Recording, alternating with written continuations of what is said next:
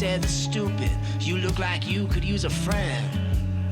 And Stupid says, "That's great, I ain't never had me one of them." Then Stupid said that Evil, "How does this friendship work?" And Evil says, "It's easy, you just stick your head down in the dirt." So Stupid dug a hole and stuck his head down in the sand. And Evil had free rein to carry out his wicked plans.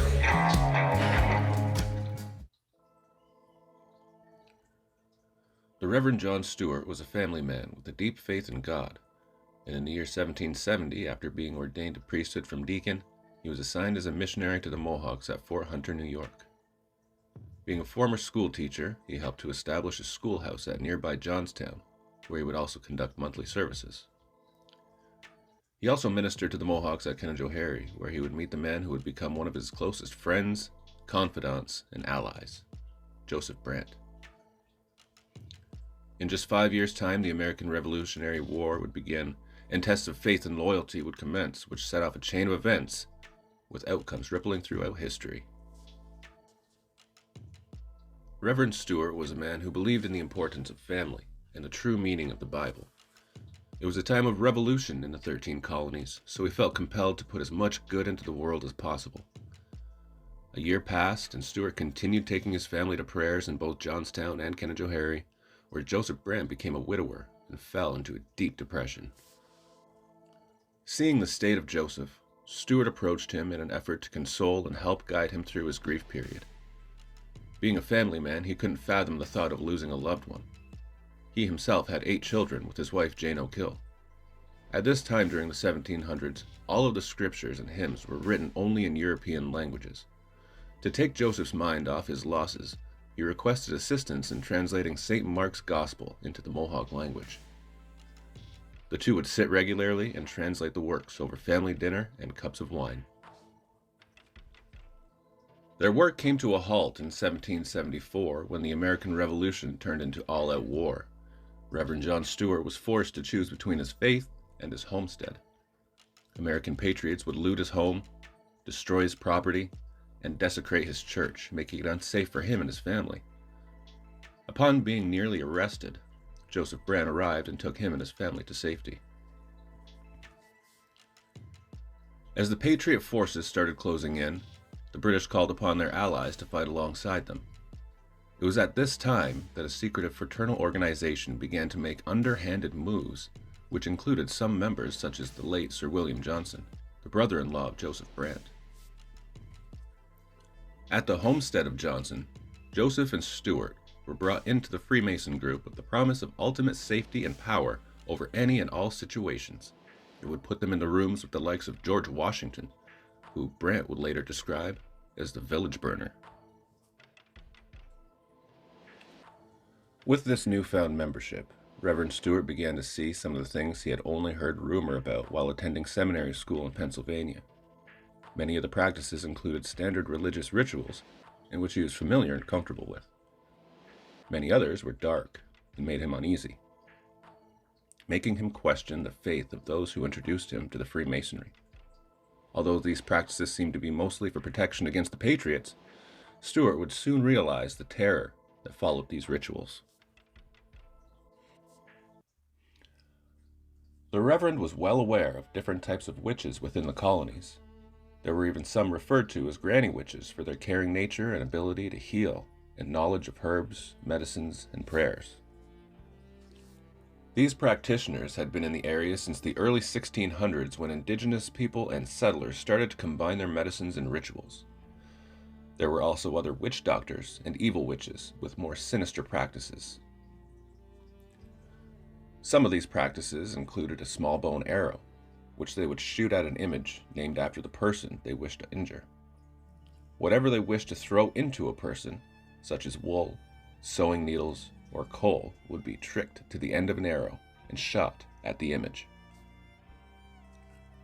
Even Joseph Brant himself, although a religious man, was hell-bent on the existence of otherworldly evils and supernatural powers. His son would even later become a victim of witchcraft.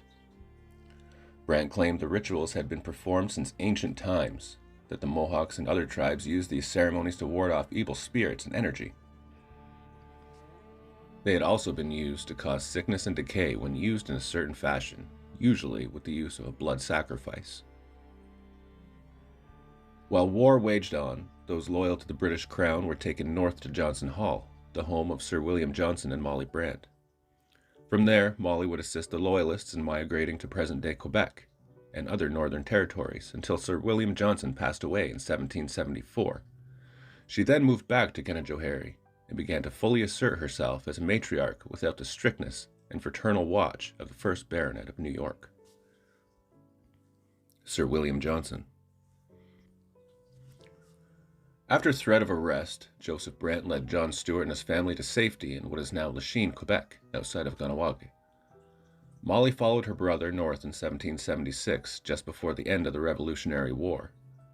They continued on to Fort Frontenac, a former Patriot base used as defense against the Haudenosaunee and British, which was captured in 1758.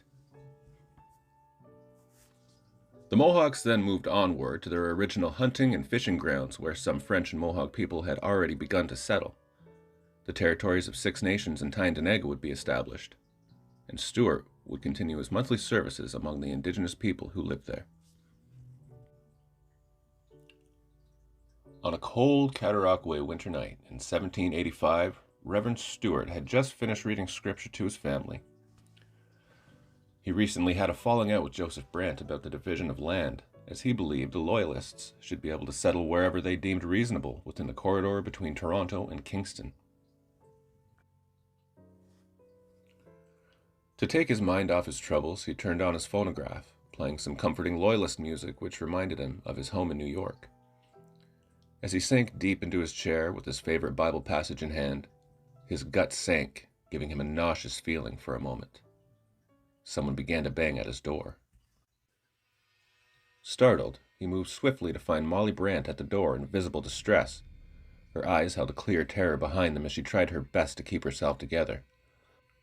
Although it was a calm and clear night, there seemed to be a mist that followed her and wouldn't sway with the slightest breeze. Stuart ignored what seemed to be two omens in a row and tried to rush her in out of the cold to explain her anguish. With no time to stay and warm up, they immediately set out on their journey. Stuart informed his wife Jane that there was an emergency with the Mohawks, and he left with urgency. He considered himself in debt to them for saving the lives of him and his family during the Revolutionary War. On the carriage ride from Cataraqui to St. George's Church in Tyendinaga, Molly explained strange occurrences that had been happening since its construction had begun, including unexplained fires.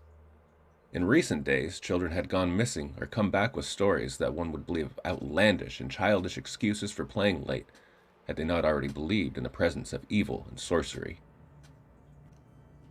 Recently, there had been murder and other sicknesses afflicting the Mohawks at Tyendinaga. Stuart added that there had been a shroud over his home in recent days which made him feel uneasy, compelling him to work later within the walls of the Kingston Church at night. As they proceeded, Stuart questioned Molly as to why the rector at Gontague, known to Loyalists as Tyendinaga, was unable to help. She explained to the Reverend that it was because of the trust that they held for him and his loyalty for the Mohawks through the American Revolution. He had been asked for specifically. The carriage shook rapidly and the night grew darker as they approached the Mohawk village. The once crystal clear night, save for the mist following Molly, was becoming cast over with a blanket of ominous clouds, and the moon dimmed as they arrived at the wooden St. George's Church. There, Molly said there was a healer waiting for him in the house behind. As Reverend Stewart and Molly Brant exited the carriage, a chill ran down his spine in the same way as when he overheard talk of dark rituals when he was a young deacon. He then began to reminisce unwittingly about the dark practices that Joseph had mentioned. Then the sinking feeling he had while sitting in his home before departing for the godforsaken journey in the darkness had returned. The thin winter air felt heavy and thick upon his shoulders, with a faint stench that he could not quite identify. As he approached the house behind the church, he could see the local healer sitting inside by the fireplace, shaking from what appeared to be more than just the cold. As a zealous missionary, Stuart could not understand why this medicine man would want to speak to him, especially because in the past they had not seen eye to eye, and Stuart had referred to him as a heathen who would not accept the absolute truth. At this point he knew there was something terribly wrong for Molly Brand to bring them together at such haste and in secret. He felt eyes upon him, as if even the slightest movement was being watched and assessed, as if he were being stalked like prey. Through the calmness of the night he could hear the snapping of branches and twigs following close by as he walked, which he amounted to ice on the branches weighing them down, yet the chill down his spine remained as he proceeded. Upon entering the house, there was a strong smell of sage, sweetgrass, and sacred tobacco. The thickness of the winter night faded as they passed the threshold, and the atmosphere turned to more unsettling, as if the medicines were trying to protect from something sinister lurking outside. When they gathered by the fire, they all heard a low growl outside the window, then a set of footsteps with talon-like sounds began up one wall and over the roof before going down the next wall and stopping outside the window on the opposite side of the house. This prompted the healer to hurry in explaining why he wanted to meet with Stuart. The medicine man had been trying to warn people about walking in both canoes, or playing both sides. They needed to stick to their traditional roots and reject the teachings of the Bible so that the balance could be maintained in the world.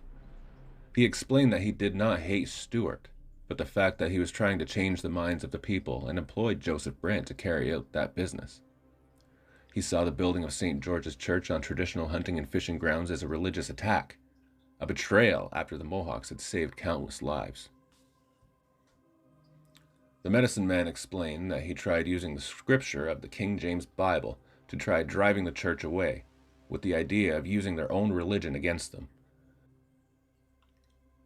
Through advice from some jugglers in Tyendinaga, he was sent to a coven in Belleville where rituals took place and animals were sacrificed to call on spirits.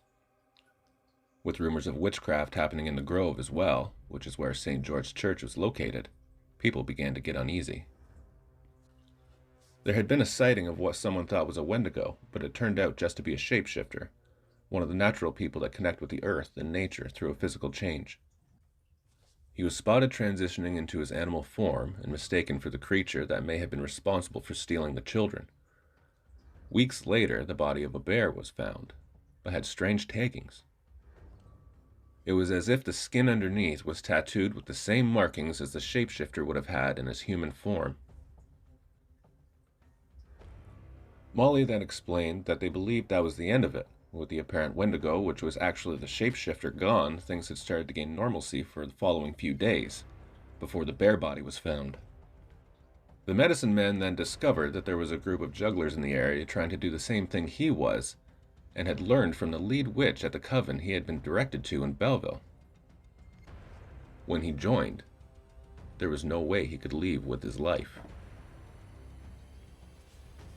The coven had 7 children prepared, one for each of the members to sacrifice. The rituals began in the barn across the trail from the house, behind the church. The healer described a makeshift altar that could be taken down after each use. It had small bones, a gold-hilted dagger, and a large book which he assumed was either a Bible or Book of Shadows. Beside were different-sized bowls, larger ones empty and smaller ones containing herbs, both soaked and dried. The initial part of the ritual involved dressing the children in white, sleeveless, unhooded gowns that reached down to their feet. Their fabrics were new, but appeared worn, as if these children could have been the ones who had gone missing. When the head juggler began the incantations, others began binding the hands of the children behind their backs. The soaking herbs were then taken around, and the hair of each child was then washed and drained over the dry herbs. The hair of each children was then cut with the golden-hilted dagger and placed in the large wooden bowls. Their bound hands were then strung together, and they were led to a secondary and final location to finish the ritual. The head juggler, along with a handful of witches and the medicine man, led the children behind the barn where there was a set of 7 stones placed in a circle. The medicine man placed the large bowls in the middle, and others placed the herbs on the stones around. The male juggler stepped into the center and began an incantation which immediately brought on a chill so cold that it began difficult to breathe. Each one of the children stood facing one of the hooded witches, except for the first one in line. The child was instructed to kneel over the empty bowl and close his eyes. The head witch then raised the blade and called out the name of the demon he intended to summon. As the medicine man watched silently in horror and disbelief, the child's mouth was then gagged and his eyes blindfolded. The dagger was held over a flame as the witch spoke and held the head of the child.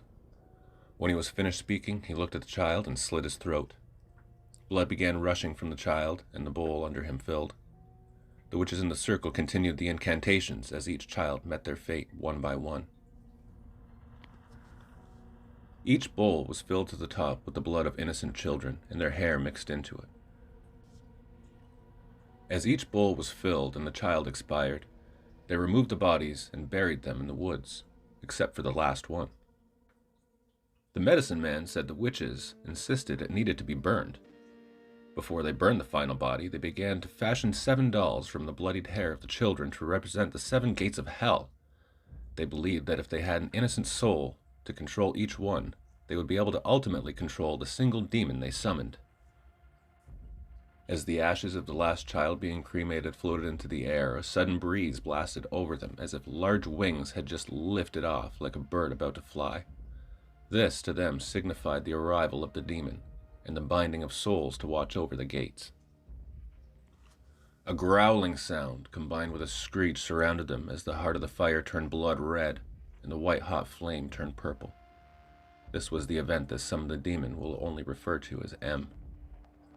Although the healer did not participate in the ritual killings, he did use the incantations and scriptures that had been translated into Mohawk.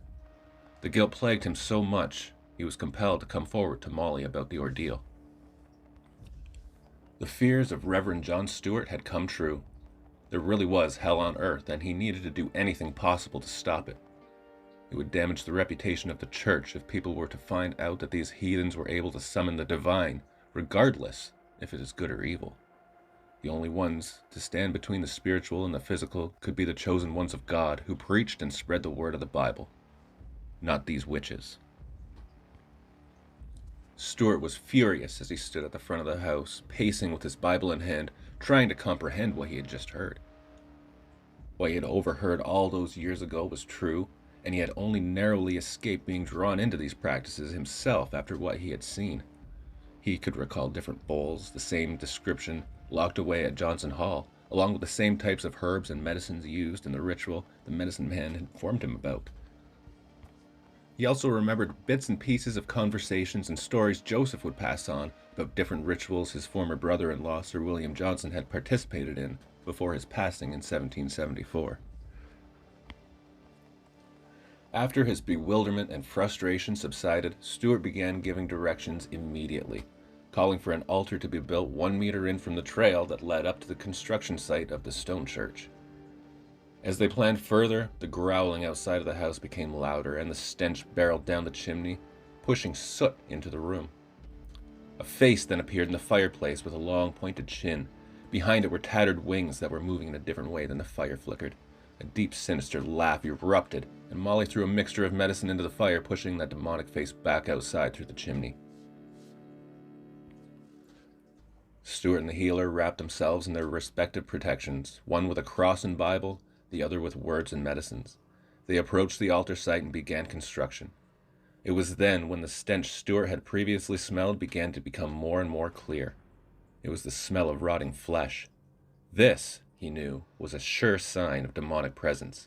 As they constructed their altar, it seemed as though the small stones became heavy after they lifted them, and they would have trouble balancing the stones that needed to be stacked. It was as if there was something trying to deliberately stop them from building the altar, although they finished it in good time under the circumstances. Upon completion, they could hear the branches breaking again as they did when the Reverend had arrived earlier that night. They quickly began their ritual. As they proceeded, Stuart instructed the healer to use the same book that he did before because it would be more effective in getting rid of the demon. Needing to put differences aside for the sake of time and the community, the healer obliged. The presence began to contain itself to the area and was bound between 2 trees beside a small hill in what is now the cemetery behind present-day Christ Church. They disassembled their altar and scattered it in the woods, later returning to the house near the chapel. The two became furious with each other and argued into the morning that they had only bound it to the grounds and not banished it back to hell, each blaming the lack of strength in the medicine of the other, and raged that it could still affect generations to come. Sunday prayer was the next day, and to seem inconspicuous, Reverend Stewart disguised his presence as a personal Christmas visit for a special sermon, though it was still over a week away. The people gathered in the small wooden St. George's Church, just 500 meters from where they had arrived permanently on the shores of their traditional hunting and fishing grounds 1 year prior. The Reverend took his position at the head of the church and began to speak about the Bible being the absolute truth, and all who followed would be saved from their heathen ways. The healer then burst in with a final warning that we needed to stay true to our own ways or great evils could befall the people. The Reverend raised his Bible and pointed at the healer, calling him a heathen, banishing him from the church with accusations of witchcraft and ignoring the absolute truth, the Word of God. He then laid blame solely on the medicine man for all the evil and bad luck the community was having, stopping short of accusing him of child sacrifice and revealing the covens. This was something that Stuart would never compel himself to do, because among the names of those in the coven were some of those he was in the fraternal order with.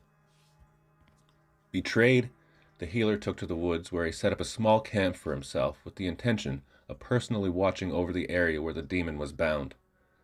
The next day he was discovered frozen to death. To protect himself from any accusations of wrongdoing or for being the cause of the healer's death, Stuart went back to the garrison in Cataraqui.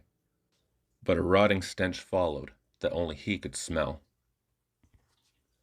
The Reverend continued his missionary work, but only monthly visitations at Tyendinaga, nothing more.